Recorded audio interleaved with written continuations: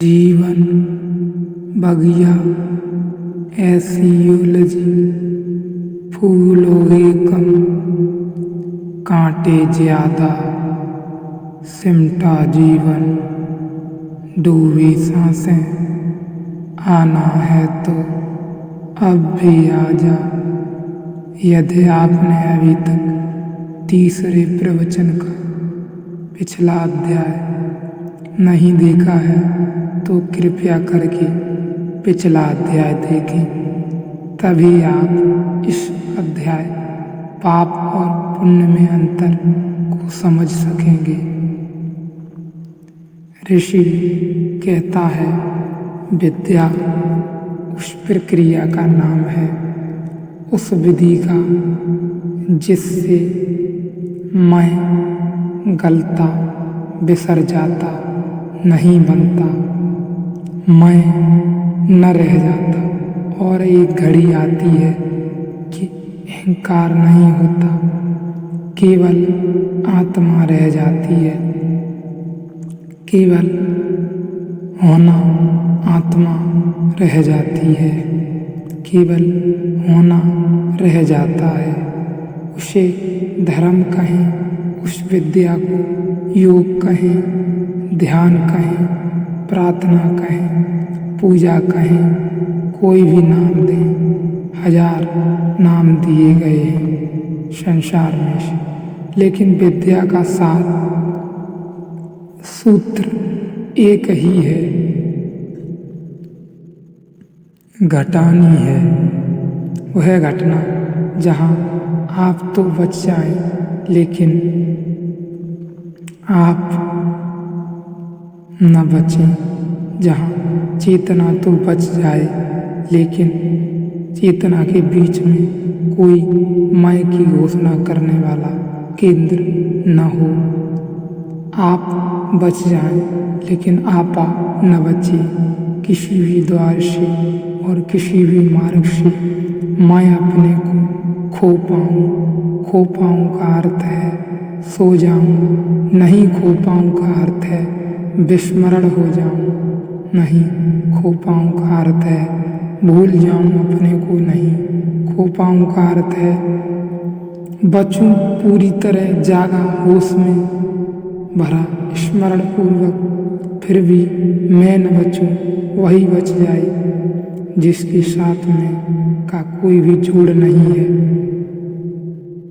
बुद्ध के चरणों में किसी ने आकर सिर रखा है। एक सुबह कोई संदेहशील व्यक्ति आया है, वह भी बैठा है पास में। उसने बुद्ध से कहा, आप उस व्यक्ति को रोकते नहीं कि आपके चरण न छुए, क्योंकि आपने ही तो हमें समझाया है कि किसी की शरण में जाने की जरूरत नहीं, स्वयं को खोजो। यह आदमी आपकी में आ रहा है, आप इसे रोकते नहीं। बुद्ध ने कहा, अगर मैं होता तो जरूर रोकता। बुद्ध ने कहा, अगर मैं होता तो चाहे रोकता और चाहे इसका सिर झुकाता। दोनों बराबर थे। यह पैर भी छूता, चाहे इसका सिर पकड़कर चरणों में रखता और चाहे इसका सिर रोकता कि नहीं, मत छुओ मेरे पैर। दोनों बराबर थे। लेकिन जो आदमी झुकाता इसका सिर और जो आदमी रुकाता इसका सिर, वह अब नहीं है। जैसे तुमने देखा कि इसने सिर झुकाया, मैंने भी देखा, जरा सा भूल हुई। तुमने देखा इसने मुझे सिर झुकाया, मैं भी यही सोच रहा हूँ, इसने किसे सिर झुकाया, कोई दिखाई तो नहीं पड़ता, इसने किसे सिर झुकाया। ऐसी घड़ी जिस द्वार से आती है उसे ऋषि विद्या कहती हैं। यह जो विज्ञान है धर्म का, उसे ही मैं ध्यान कह रहा हूँ। जब भी आपसे कहता हूँ ध्यान, तो मैं उसी विद्या की बात कर रहा हूँ। हम सब जीते हैं गैर ध्यान में, हम ऐसे जीते हैं जैसे सोए सोए। कभी आपने यदि किसी व्यक्ति को सम्मोहन में देखा हो चलते हुए या कभी आपने किसी व्यक्ति को निद्रा में चलते हुए देखा हो।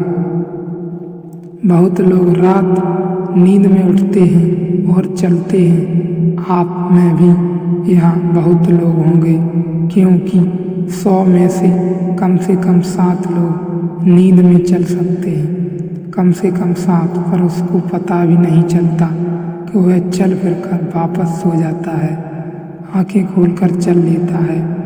लोगों ने हत्याएं तक की हैं नींद में चलकर, और सुबह उनको बिल्कुल पता नहीं है। वे केवल इतना ही कह सकते हैं कि हाँ, ऐसा कोई सपना देखा रात कि किसी की हत्या की। लोगों ने चोरियां की हैं और जरा भी वे कसूरवार नहीं थे, क्योंकि वह सब नींद में हुआ। लेकिन यह सब कुछ लोगों की बात कर रहा हूँ जो नींद में चलते हैं। अगर हम अपनी तरफ बहुत गौर से देखें तो हम सभी थोड़े बहुत नींद में चलते हैं। आप जो कर रहे होते हैं उस पर आपका कहाँ होता है ध्यान? ध्यान तो कहीं और होता है। राह पर चलते हैं तो आप तब चलने में आपका ध्यान होता है। भोजन को छोड़कर और कहीं भी होता होगा। हाँ, भोजन पर कभी कभी होता है, लेकिन वह तब होता है जब भोजन नहीं कर रहे होते। जहाँ होते हैं वहाँ नहीं ध्यान होता।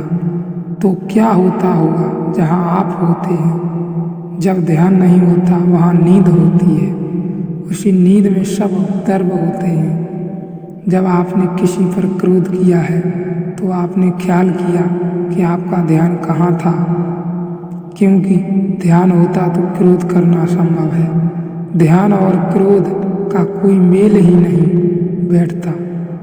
ध्यान हो तो क्रोध हो ही नहीं सकता।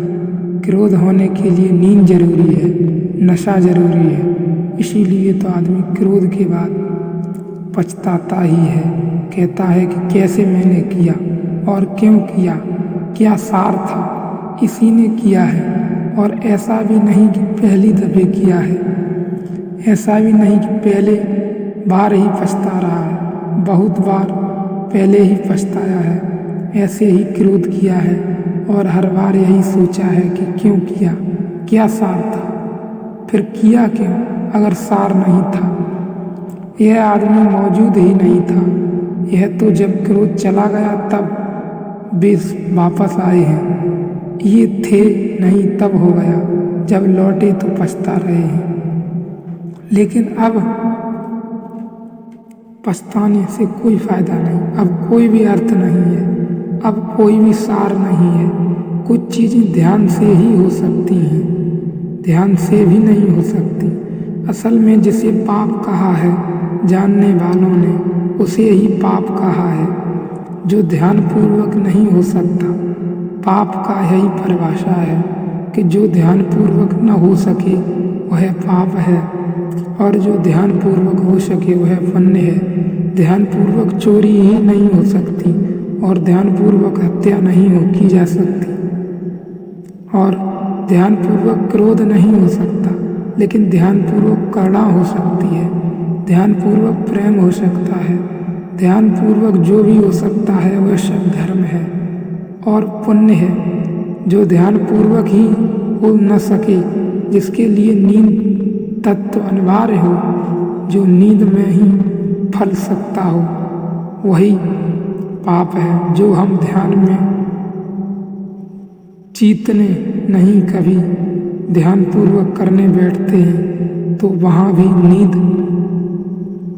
आती है, वहाँ भी बल्कि और जोर से आती है, तो वही पाप है। अनिवार्य तत्व भी जो शामिल हो नींद में वह पाप है।